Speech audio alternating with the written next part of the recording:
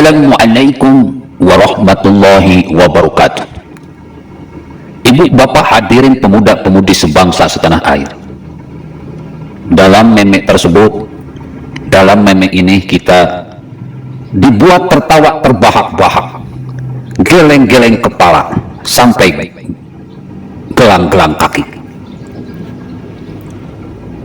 Kenapa saya katakan demikian? Para pendukung Rizik Syihab ini berusaha mengacaukan suasana, berusaha menarik simpati, berusaha menarik empati, agar kasus Rizik Syihab ini yang memang sudah 99% bersalah bisa 100% bebas. Setelah isu Zuriyah Rasul dimunculkan, ternyata tidak mempan, dibantah oleh jaksa dan hakim. Lalu muncul isu melaknat kepada jaksa dan hakim pun gagal. Kini muncul lagi isu baru bahwa di sidang pengadilan ada sosok putih yang menghampiri Rizik Syihab. Kita dibuat geleng-geleng.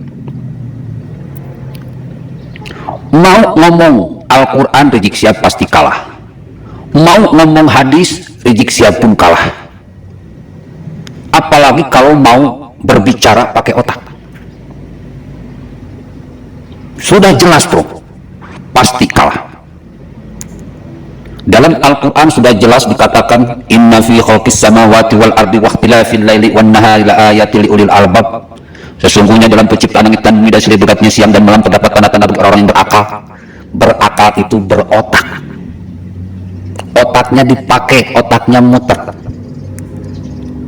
Jadi jikalau kita mau hidup di dunia ini, maka berotaklah, pakai otaklah.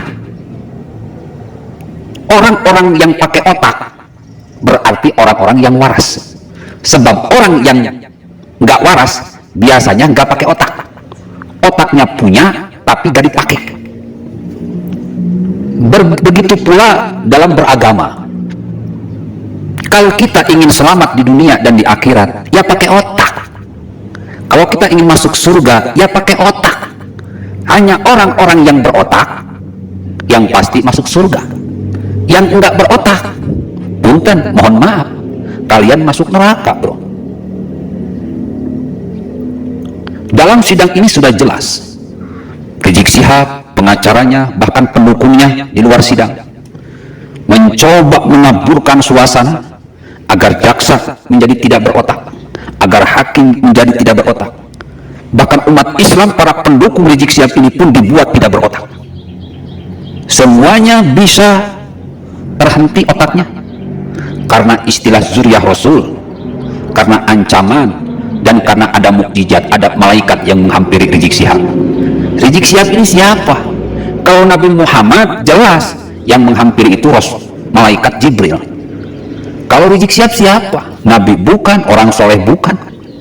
Dia ini cuma orang bayaran, cendana, yang memang dibayar untuk bikin kegaduhan, untuk bikin keributan, untuk gulingkan Ahok, untuk gulingkan Jokowi. Dia banyak tersangkut kasus, dia banyak terjerat kasus, ya karena gagal dalam menggulingkan Jokowi. Akhirnya perbuatan jahatnya terkuak, perbuatan jahatnya terungkap. Ketika hukum ditegakkan habis. Ala laknatullah ala dzalimin. Ini sebagai azab yang pedih dari Allah Subhanahu wa taala. Karena dia berdusta dengan keulamaannya. Dia berdusta dengan kezuriyahan Rasulnya. Bukan kemuliaan dia dapatkan, tetapi kehinaan yang dia peroleh. Mudah-mudahan hakim, jaksa bisa menggunakan logikanya, otaknya, agar kasus HRS ini tidak dengan seenaknya dewe menjadi bebas. Kalau rakyat kecil dihukum berat, maka ulama sekelas Rizik Syihab pun harus dihukum berat kalau melanggar hukum dan terbukti. Banyak kasus-kasus yang siap menjawab Rizik Syihab. Jadi saya tidak ingin kasus yang pertama kali ini bisa menjadi bumerang untuk kasus-kasus yang lain. Jika kasus yang pertama ini bebas, sudah dipastikan kasus-kasus yang lain pun akan bebas, karena Rizik Syihab dan pengacaranya akan menggunakan cara yang sama. Tapi jika kasus yang pertama ini Rizik Syihab bisa divonis berat, maka kasus-kasus yang lain pun akan serupa. Kita berdoa rakyat Indonesia dimanapun kalian berada, orang-orang yang berotak, orang-orang yang waras, mudah-mudahan jaksa dan hakimnya pun berotak dan waras, karena agama Islam ini adalah agama yang mengajarkan logika, ayatnya sudah jelas, inna fi khalqis samawati wal ardi wa ikhtilafil laili wan nahari la ayatin lil albab. Sesungguhnya dalam penciptaan langit dan bumi dan silih bergantinya siang dan malam terdapat tanda-tanda bagi orang-orang yang berotak.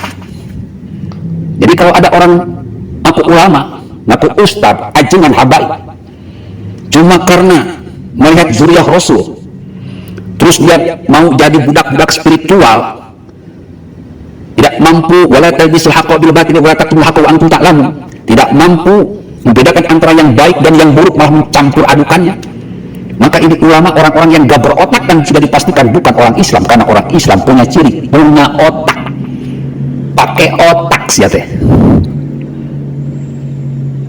Jadi cuci otak hanya bisa dilawan oleh gerakan berotak dalam beragama, dan beragamalah pakai otak. Kejahatan Rizik Syihab sudah nampak di mana-mana. Jika kalian berotak, kalian bisa sepaham dengan saya bahwa Rizik Syihab ini orang jahat, orang suruhannya cendana yang memang dibayar untuk bikin keributan.